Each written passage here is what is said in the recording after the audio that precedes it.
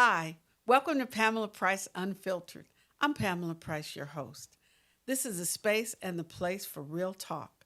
This podcast is all about raw, unfiltered conversations about law, politics, culture, education, systemic racism, and current events shaping our world.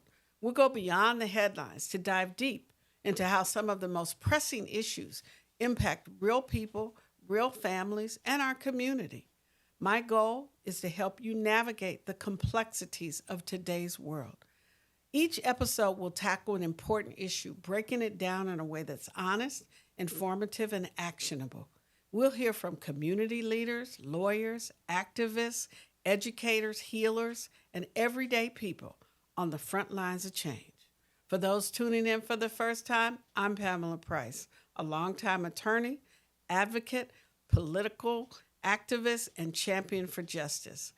Please subscribe to my YouTube channel to get the weekly word and to my Substack channel to read the weekly word.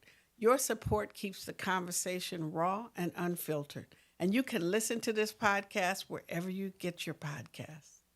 Welcome to the show. Let's talk about it. Today, we are honored to be joined by a true revolutionary, Elaine Brown, who is a former leader of the Black Panther Party for self-defense, a fearless organizer, author, artist, and entrepreneur whose impact on Black liberation and community empowerment spans decades.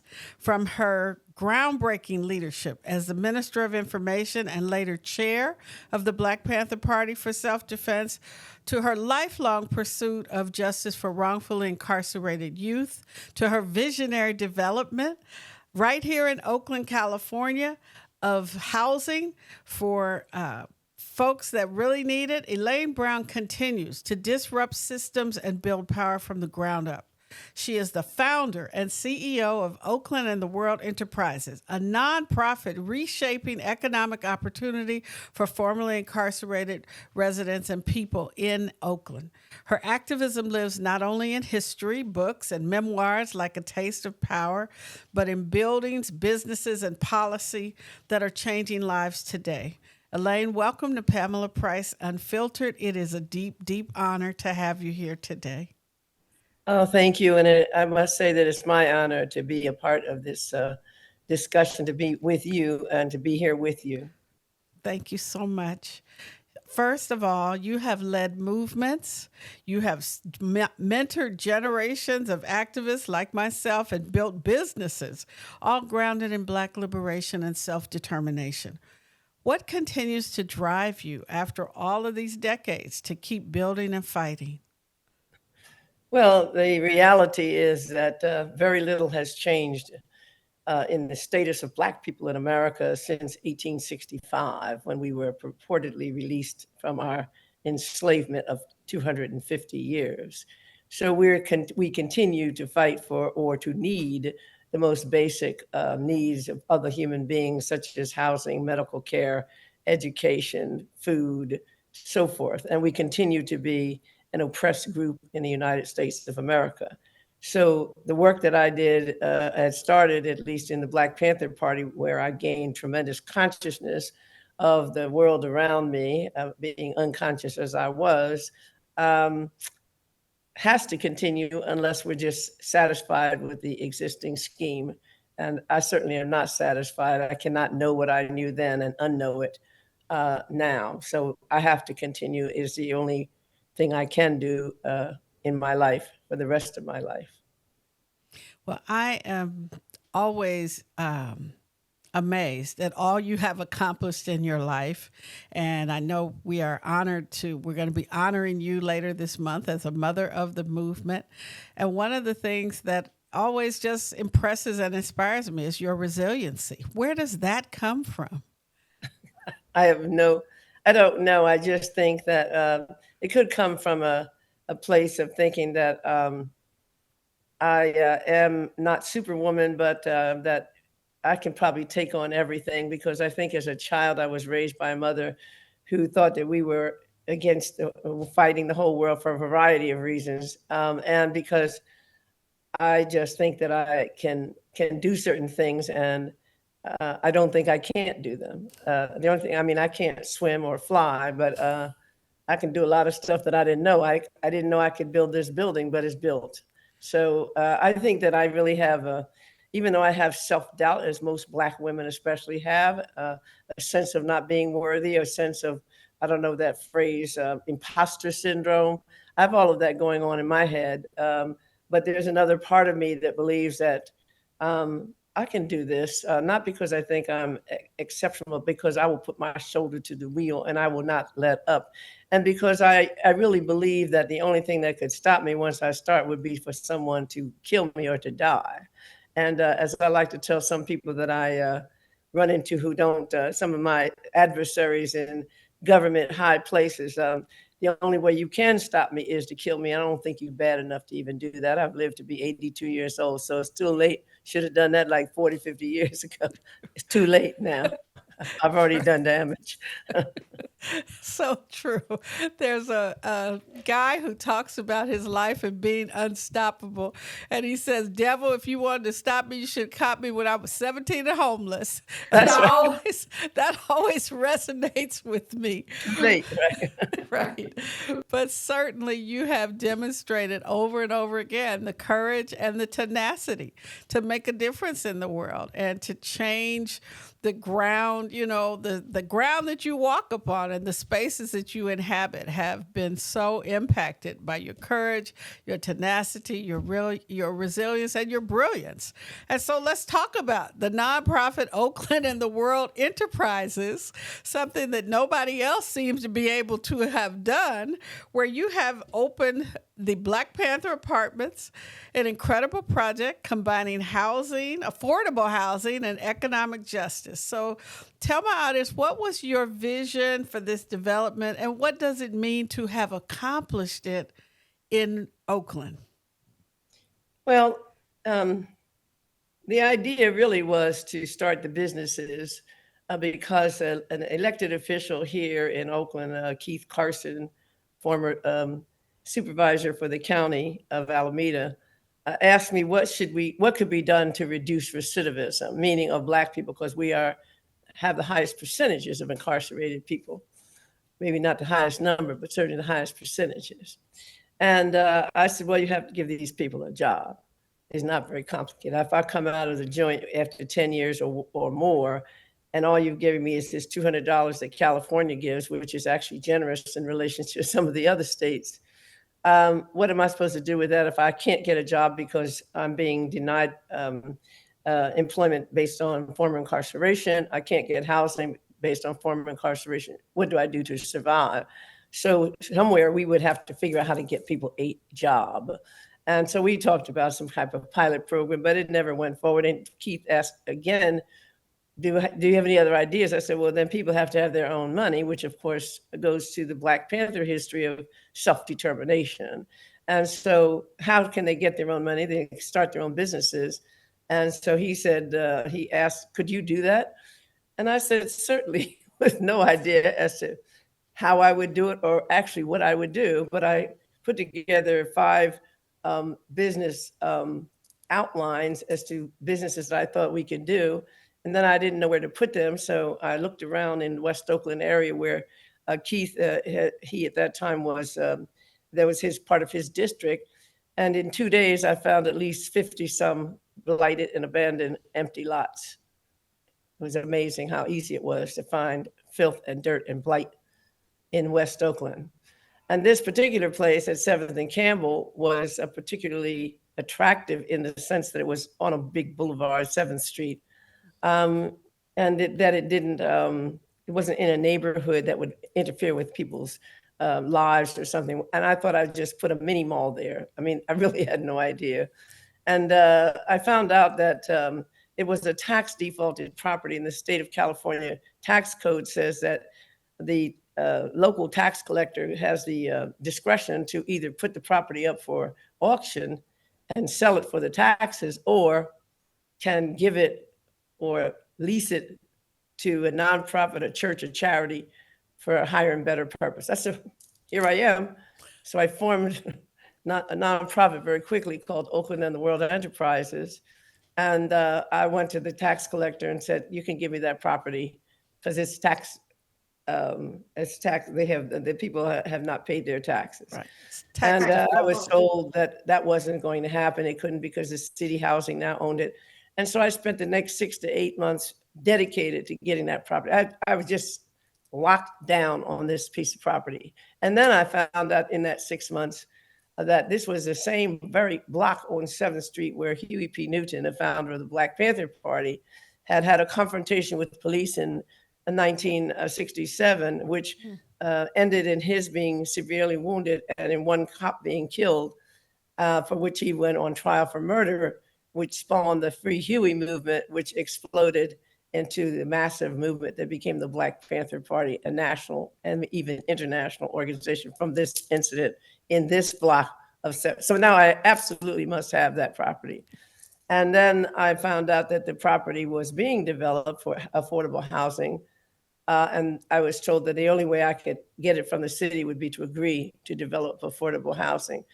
No problem, I said, because the property, the tax defaulting entity was something called Oakland Community Housing, which had been building affordable housing for quite some time in Oakland, but had uh, gone into non-existence, and couldn't pay any more bills, and had gotten some sort of an agreement with the city to build affordable housing.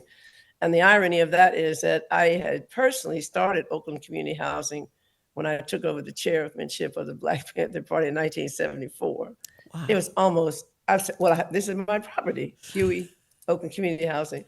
And then it took a long time to finally bring the city around to understanding that they had to give me this property. And so they gave me a lease. And now I have to build housing and the commercial spaces, as they like to call them, but I call them the businesses, and they're dedicated. And the mission of our organization is to build for-profit, launch them and sustain them to profitability, for-profit businesses for cooperative ownership by formerly incarcerated and other what we call extremely socioeconomically marginalized people, which is just about everybody in that immediate neighborhood. So that's where we are, and that's how we got started. And from there, it was just a long fight against racism in the bureaucracies of the government, racism in the construction industry. But as I just said, you had to kill me to stop me. So since they weren't able to do that, I was able to find $80 million and build a 79-unit all affordable building with commercial spaces that we're developing now for the businesses, which, just so I can finish, are a fitness center, a neighborhood market, a restaurant, a tech center, and an urban farm, a small farm inside the building, actually. Outstanding. Outstanding. Again, it's totally unique. Nobody else in Oakland, probably in the state, is doing what you have done. Well, So yeah, I that's just appreciate that. If I amazing. could just say one quick thing, we have people in our building.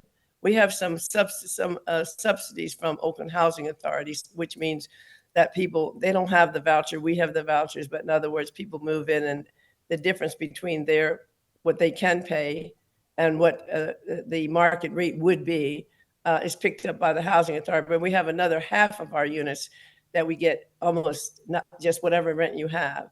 And so we have people on the Oakland housing side who are paying as low as $50 a month, and people on our side are paying on average 300 to 400 a month. So this is truly low income, and it's really beautiful. And we have a lot of wonderful things for our tenants, which I could talk about at another time. But I think that we have really created something beautiful and really as a model that I'm hoping other people will say, I can do that. And because you can.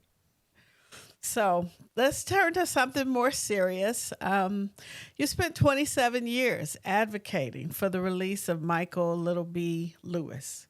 Can Can you you? speak to the importance of that fight and take us on that journey of how you started and what you did in Atlanta? Amazing work there. But why was that fight so important for you both personally and politically?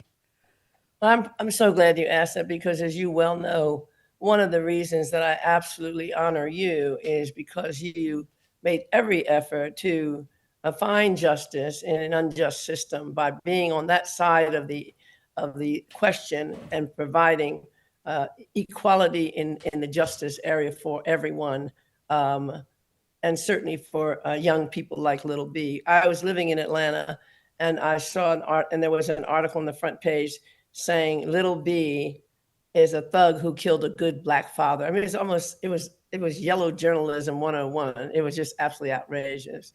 And I thought, who could be this mad at this 13? And they had his picture on the Mm. cover. Mm-hmm. Who could be mad at this 13? And all of a sudden, you hear people in the street, black people, the street committee. Oh, yeah, that's what's wrong with the black community. All these thugs running around. I hope they throw the book at him.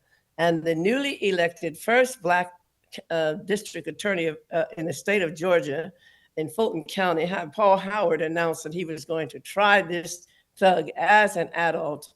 And the only reason he wouldn't be seeking the death penalty is because the law forbid it, prohibited it because of his age. The state of Georgia, like every state in the union now, thanks to the three strikes crime bill that the Clintons promoted, and Bill Clinton certainly did promote with the major support from the Congressional Black Caucus, I note, um, allowed for states to begin to try children and treat children as adults, totally dismantling or almost totally dismantling the 100-year-old juvenile justice system, where the rest of the world, all 100 and some countries, 90 countries of the world have ratified the United Nations Convention on the Rights of the Child, that children should be treated, not be treated as adults in criminal prosecutions. This is the only country that in the world that has not ratified it. Thank you to Bill Clinton. And then each state had its own variation. The state of Georgia, children as young as 13 could be deemed adults and treated as adults based on being charged with certain crimes called the 7 deadly sins. So when I learned all of this and saw all of this, I'm thinking, what was the point of everything we did if some little 13-year-old boy is being maligned, and now the black community has turned on him in the way the Jews turned on Aaron's goat and made him the scapegoat. This boy was the scapegoat for all of the pain of our people. Yes, he's the reason he did this. He killed this good black father. Needless to say, this story is absolutely not that at all. He did not kill this man, and he was not a good black father, but that is not really important. So I wrote an article. I went to see about him. I found his, it wasn't the same thing as a public defender because he had another office. But in any case, I sort of joined forces with the only people that believed he wasn't guilty and should be condemned to hell. And we formed a little ragtag army and said, we're going to, defend him. But 8 dope dealers and 2 drug addicts high on the stand, and a couple of others got up, all black, and testified against him. And it was a matter of hours that he was convicted of murder. And while he was waiting trial from January to November, I would say in the first month, an article about him, condemning him, came out every month, every day, rather, every day. Somebody, oh, he killed not just a father, but a baby because the woman miscarried the baby. Only her 5th miscarriage, but I digress. Then he had done all these other things. He was responsible, as I said, he was Aaron's goat. He's responsible for all the sins and all the pain of black life ever in America. And I said, well, I'm tough enough to fight for this guy. And that's how I felt about myself. This is going to be a no-brainer. It's just a kid. It was not a no-brainer. He was convicted and sentenced to life. Life at that time carried a mandatory sentence of 14 years. And the first black DA in the state of Georgia announced at the time of the conviction, he's going to do 14 years, and I'm going to be at the parole board to make sure he does 14 more. Unbelievable. So I said, you are? You're going to be there? So am I. I'm going to be with him too. I'm never letting him go. And I told him, everybody has betrayed you, including your own family members and people that you knew that got on the stand to testify so they lose their drug cases themselves. I said, but you don't know me. But I'm never going to fail you. I'm going to be like Jesus. I'm never going anywhere. You do not have to worry about me. And from that point forward, I found lawyers for the appeal very difficult. Didn't have any money, raised money. but I went to see him every single Sunday for the next 10 years. Wow. And he called me mom from almost day one. Once I got back into his visiting list, at first I went in as an investigator. And then I was the assistant to somebody, I don't know. But I was fine. They said, oh, you're not any of these people. So I had to go through a lot to get back onto his visiting list or to get on it. And amazingly, we got to know each other and we kind of grew. He grew up with me. I became his mother. I went to every prison. I did everything to appeal. We had so many appeals. Finally, 14 years, we had one. We went to the parole board. They just turned him down. And the basis was nature of the crime. Well, when is the nature of the crime ever going to change? That would be never. So this is not life with parole. This is life without parole, because at any given moment, the parole board can turn it down. Now, why is this important? And I continued until 27 years later, after lots and lots of money was raised and spent on his behalf in court, in legal cases and appeals and habeas appeals and everything you can think of. He was released on parole because he had done enough time. He had a good record in prison, if you want to call it that. You know, there's a good record in prison. I had jobs for him in Atlanta and in Oakland. I had housing for him in Atlanta and in Oakland. There was no way you could say he wasn't going to be able to come out and be a, quote, success in the lingo of the so-called justice system. And so finally he was able to walk out 27 years later. It was quite a moment for both of us. But what made me stay there, outside of the fact that I gave my word and I just don't renege on my word, is that he epitomized everything that was so horrible in the lives of our oppressed community. He was poor. He had a crack mother who would do anything to hit that pipe one more time. His house was the crack house when he was 8. He raised his 5-year-old his 5-year-old sister. He would comb her hair. They laughed about it all the time, and they would run to school so they could get the free breakfast, thanks to the Black Panther Party. He finally was picked up by the Social Services Agency because he really had no parent. And when he was missing school and all of this, and he was sent to a group home. He ran away. Then, because everybody knows how foster care can be, you can get thrown around like an animal. Then he went to a foster care for another year, and he ran away from that, only to find out 10 years into his incarceration that he was being molested by the woman in the house. And we've heard those stories. So he was on the run, and he stayed in the street for the next 2 years by himself.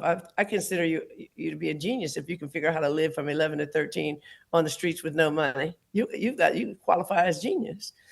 And so I looked at that, and I always say, well, little B is not one in a million. He's one of millions. He's one of millions. How can we look at this case or anything like it and be okay with it? And we can't be. So there is no way I was going anywhere until he got out of prison.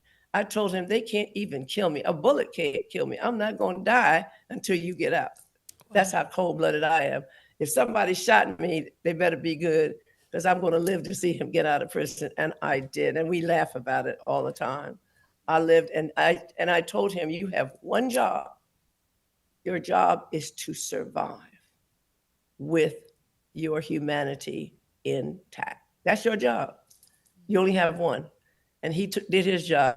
I didn't do my job very well. It took me 27 years, but he's out. And so we were able to laugh about it in a strange way. We are. But this is true of this country. We have no health care for our people. And here we are actually debating whether or not there should be Medicaid. We have the highest infant mortality rate, the highest maternal mortality rate, the highest incarceration rate, the highest poverty rate, the highest homelessness rate. Are we kidding? He personified all of it. He had everything wrong in his life from day one, including his own birth.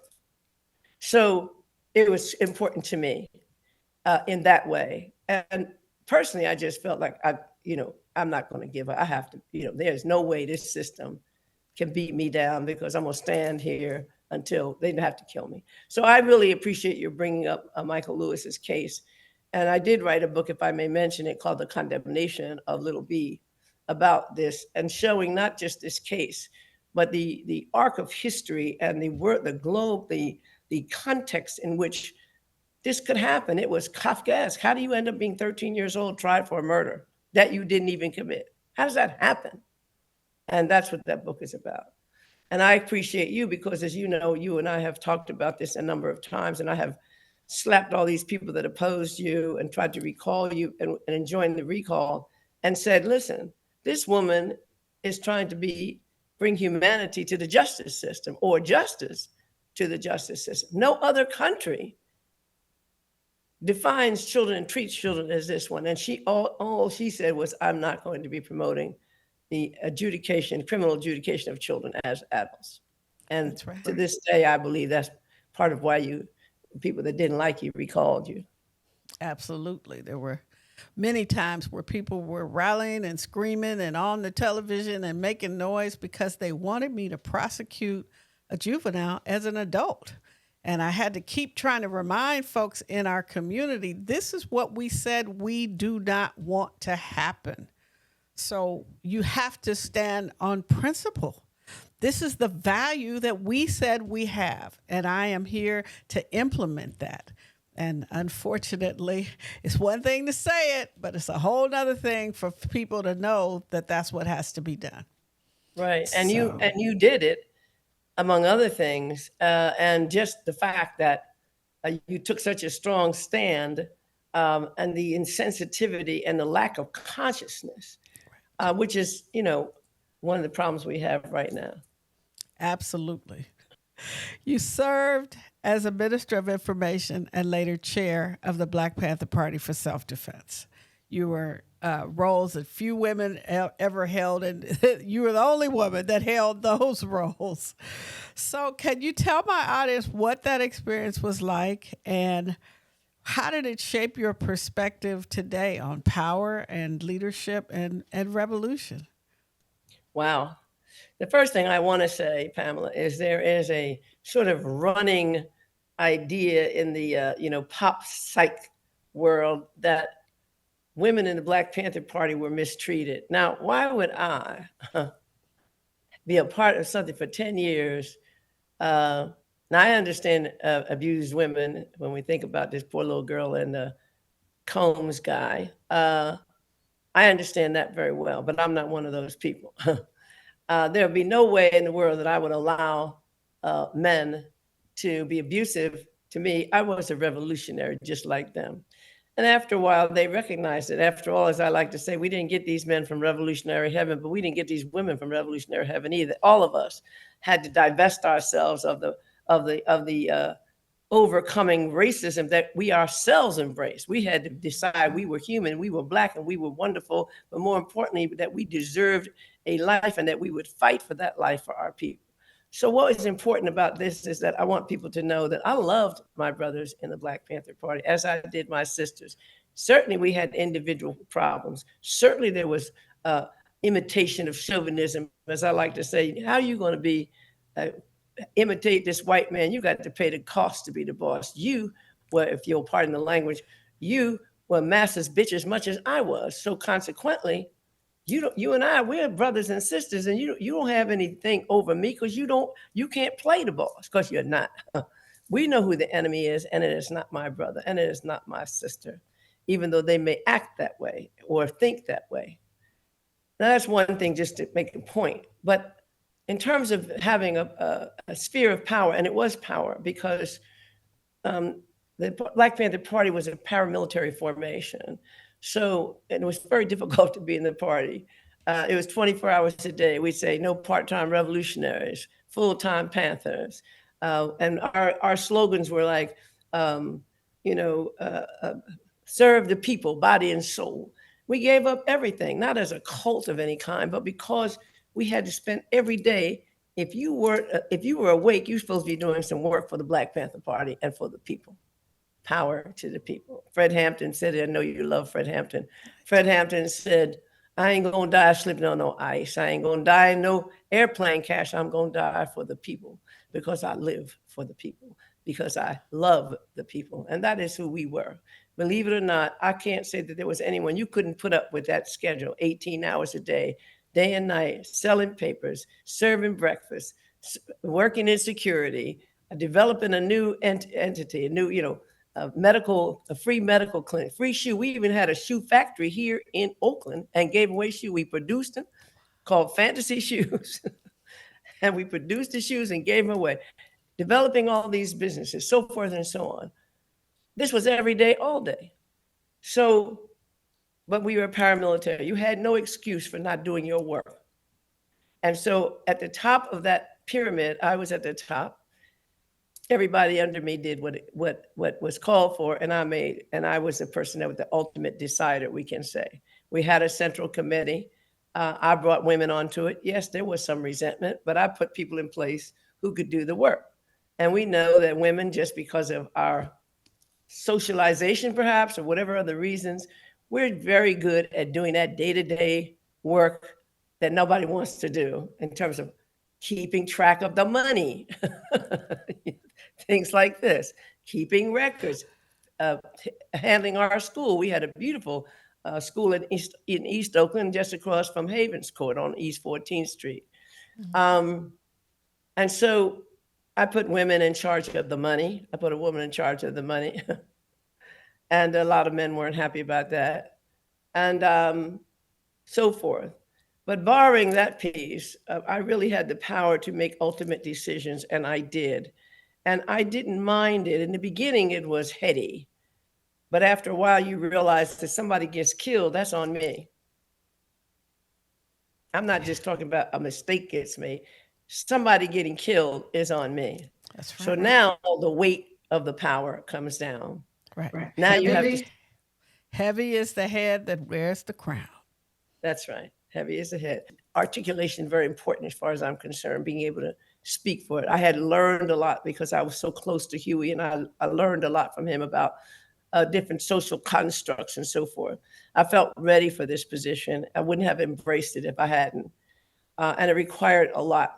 But I'm very proud of that. And as I say, I learned to balance my initial headiness with the understanding that I was responsible for everything that happened in the Black Panther Party at that point. We were at a crossroad. I think I helped, as Huey said, save my party, as he said when he went into exile in Cuba, and I damn sure did. And we put Lionel Wilson in office as the mayor, the first Black mayor of Oakland. And our goal was to begin to create a base of revolution in the city of Oakland, very concrete base, starting with the election of the mayor. And then our goal, and I can say this now because it remains my goal, was to seize control of the money coming from the Port of Oakland, which belongs to the people, and we don't know where it is. Billions of dollars. They're crying about the Chinese exports and imports, but that port is one of the biggest ports and one of the most powerful ports in the world. And the people living right there in the district of the port in West Oakland are sitting there with no money and no place to live, drug addicted, falling out into the streets, and so forth and so on. Now, why don't we have that money? So that was actually one of our goals in our big push to say base. We said base of operation in our newspaper, but we meant base of revolution in the United States. All right, Miss Brown, thank you so much for coming on to Pamela Price Unfiltered. Unfiltered. And you have always been unfiltered. You have never been afraid to speak, never been afraid to act. And that's the thing that people can do. They see you sitting here and they see me sitting here. We survived. We're still standing and looking good. Thank you very much. You're looking just as cute as you can be. No, but I'm saying, so people have to know that, yeah, I have to say this last thing, Pamela. I said this at this, they gave me I was one of the San Francisco Business Times 2025 most influential women in the Bay Area. And so they gave us like a 10-second thing to answer one of 3 questions. And I chose the question, what would you tell your 25-year-old self? And when I was 25, that's the year that Dr. King was killed. That's the year the Vietnam War was raging. The There were myriad uprisings in Black communities, urban communities. Nixon was about to become elected president, and I joined the Black Panther Party. I say all this to say, when I look back at that and I look at everything, I think, what would I tell my 25-year-old self? Life can be terrifying and confusing, but it is worth living. Mm. It is worth living and doing something that is meaningful in your life. Thank Okay. you. Thank you very much. Thank you. Thank you for having me and for All right. wanting to hear anything I had to say. Thank you so much. All right then. Take care. Thank you.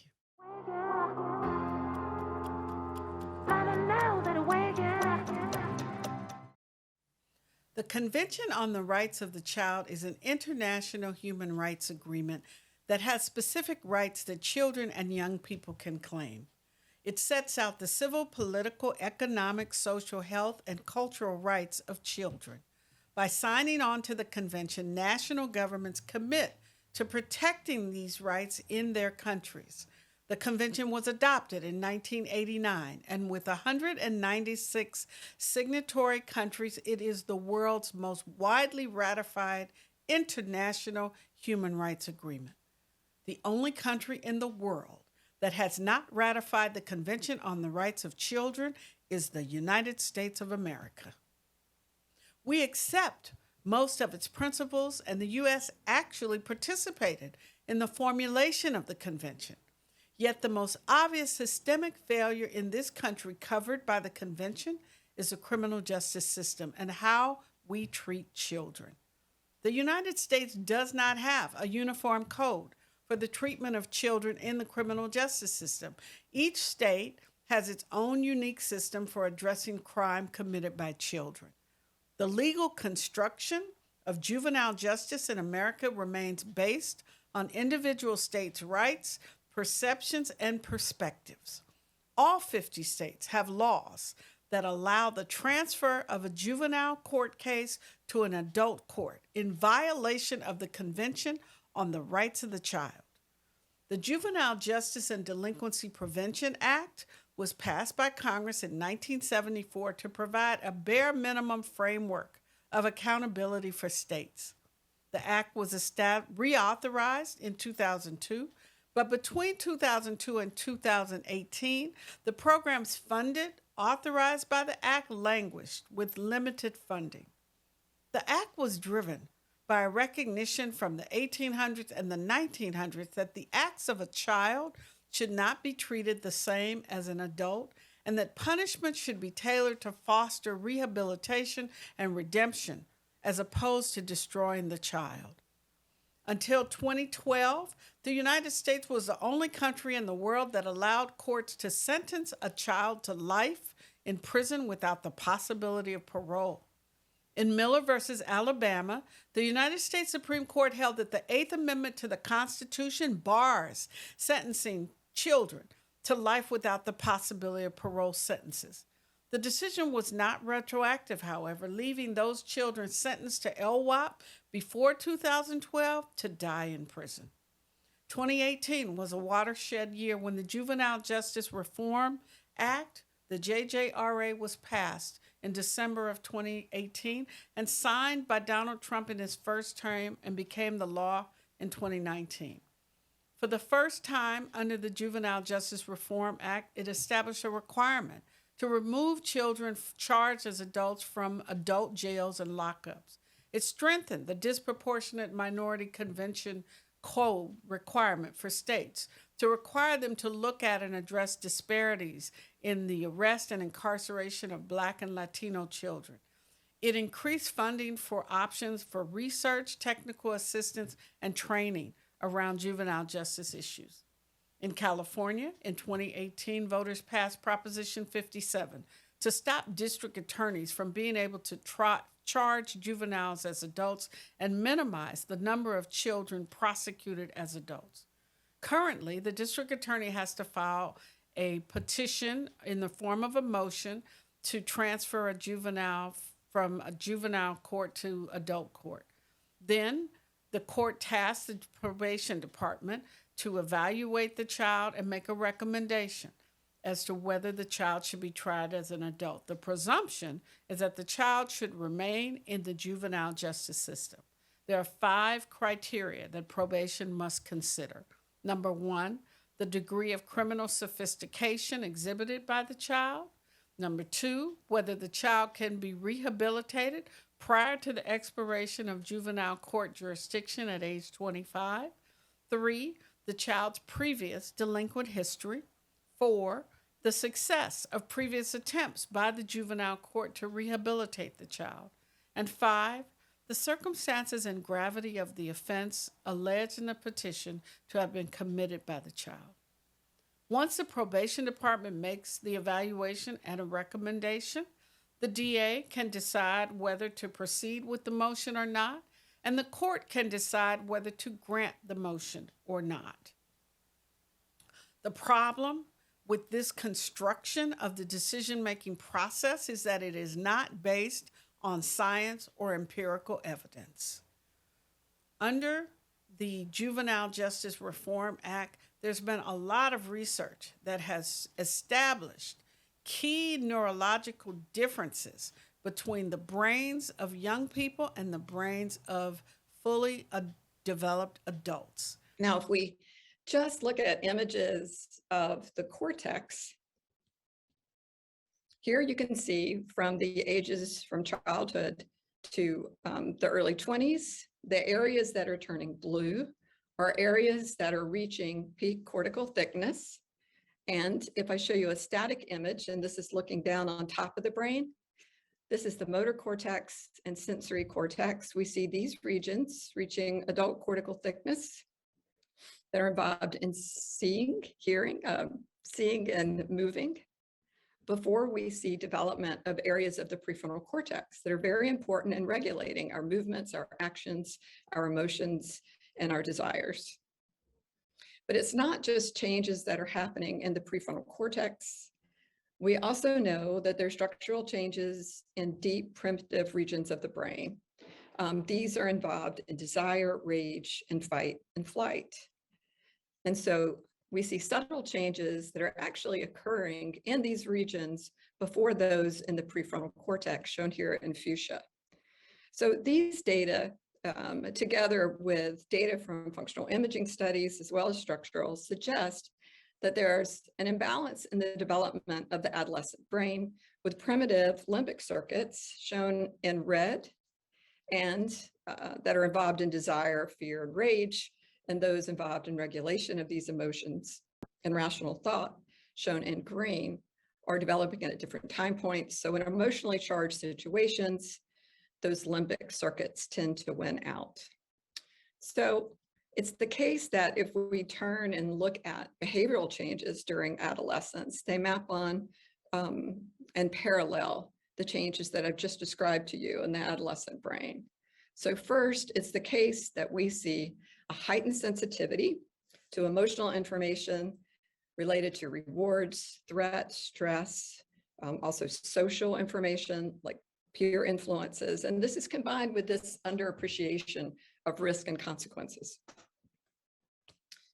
Self-regulation and decision-making under these emotionally arousing conditions actually show steady improvements, and they extend into the 20s. And these parallel those same changes that I was previously talking about in the prefrontal cortex and in related circuitry.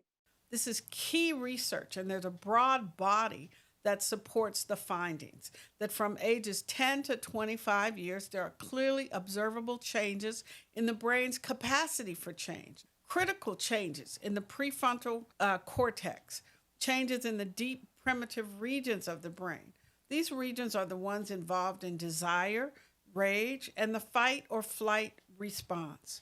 Adolescents have a heightened sensitivity to emotional information related to rewards, threat, stress, and social information like peer influences. They have a marked underappreciation of risk and consequences. The brain continues to develop into a person's early to mid-20s. Most youth who commit crimes as youth stop as they mature. In other words, they age out of crime.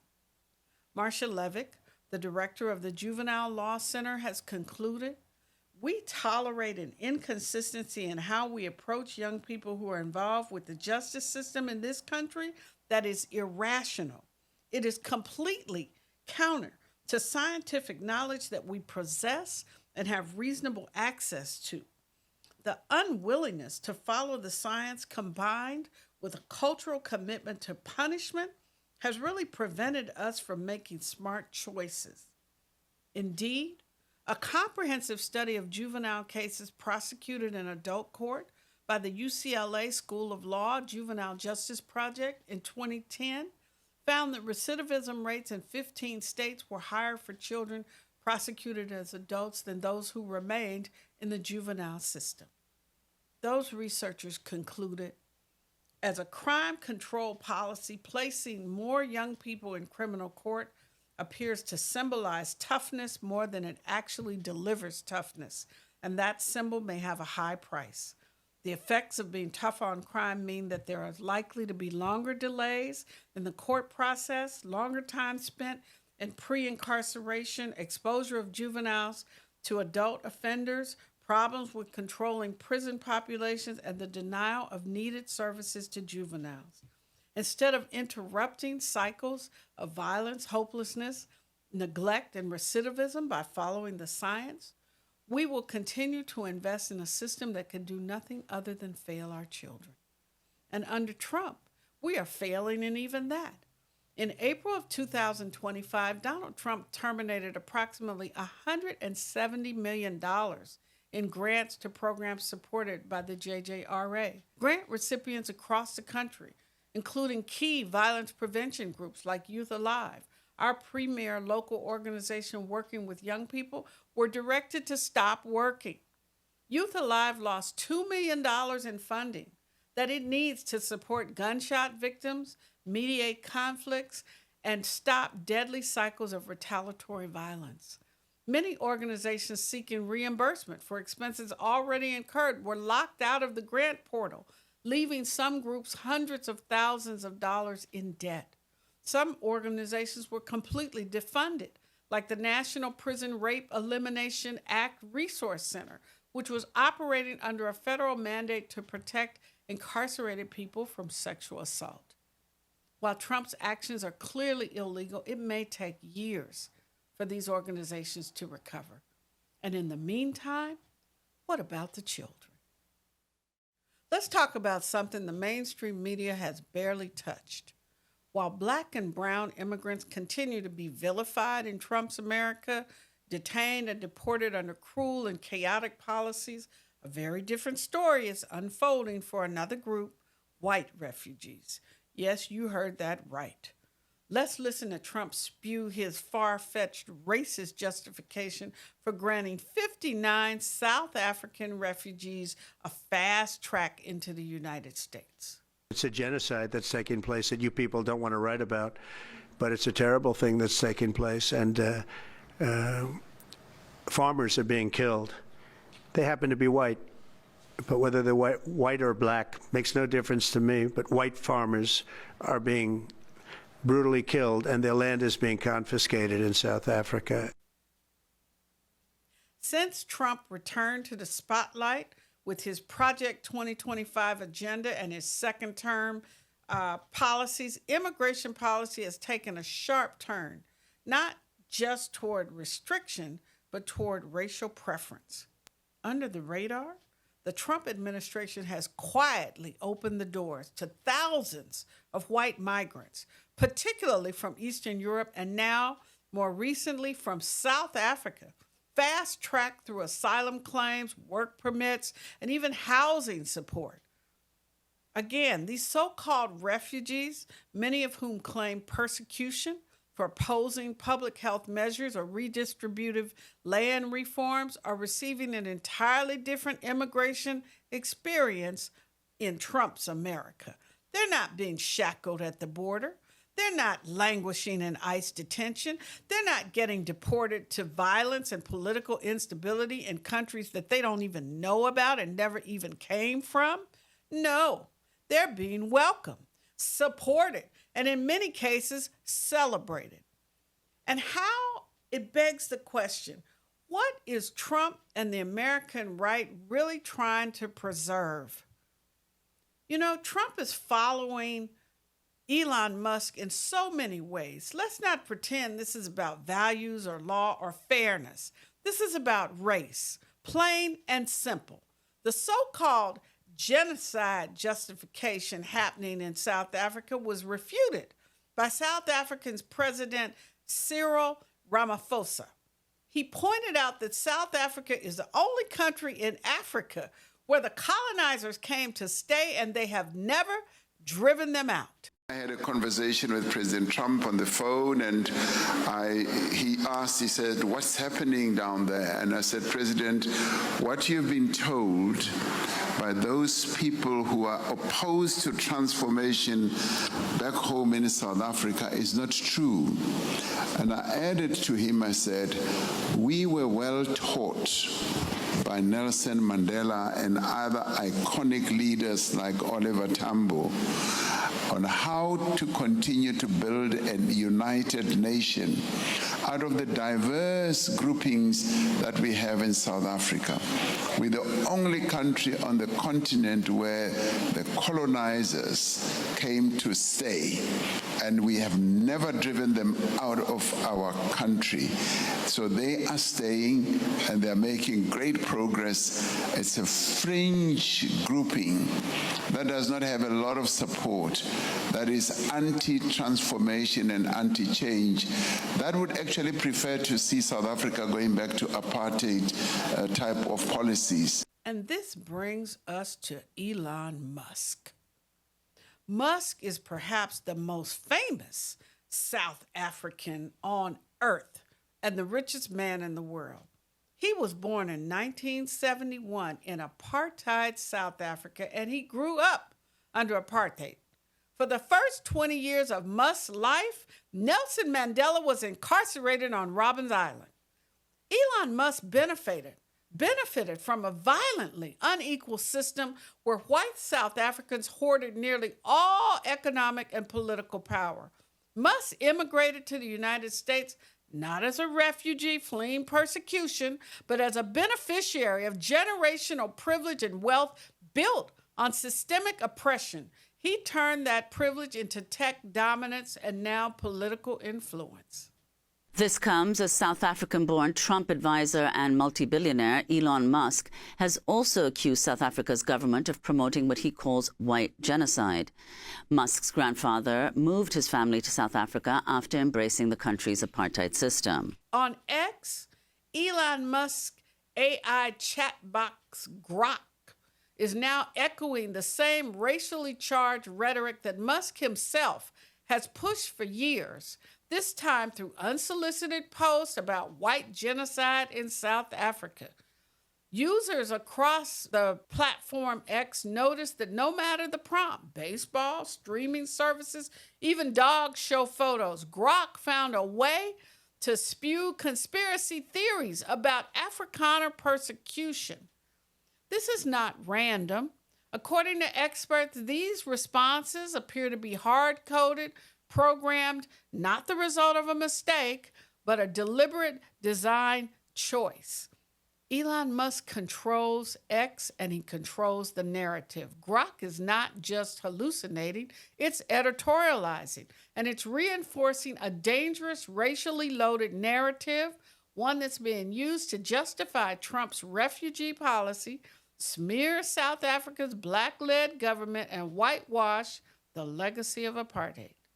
In real time, we're seeing Donald Trump revive racist immigration policies, and we're watching his advisors and allies like Musk bake that same ideology into the tech millions of people trust to deliver alleged truth. And now, the very same political forces that idolize Elon Musk, the Trumps, the DeSantises, the Peter Thiels of the world are weaponizing the white South African narrative to reshape our immigration system in his image, not to protect the persecuted, but to preserve a racial and economic hierarchy that Musk himself symbolizes. Because make no mistake, Musk did not flee South Africa because he was unsafe. He left to build a future on a foundation laid and created by apartheid. And now Trump wants to offer the next generation of white South Africans a shortcut to the American dream while locking the door on Black and brown refugees who are genuinely fleeing violence, dictatorship, political persecution, and environmental disasters, often created by American corporations. This isn't a double standard, this is a white standard.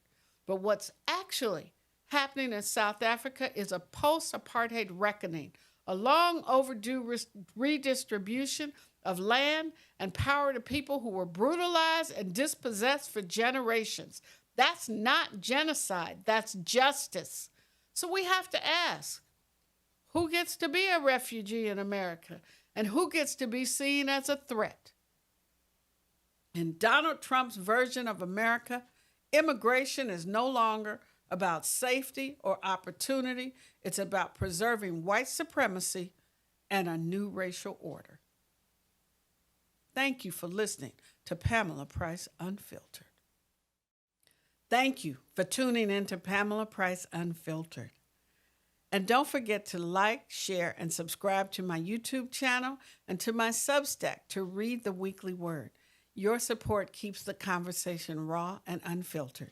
And you can listen to this podcast wherever you listen to your podcasts.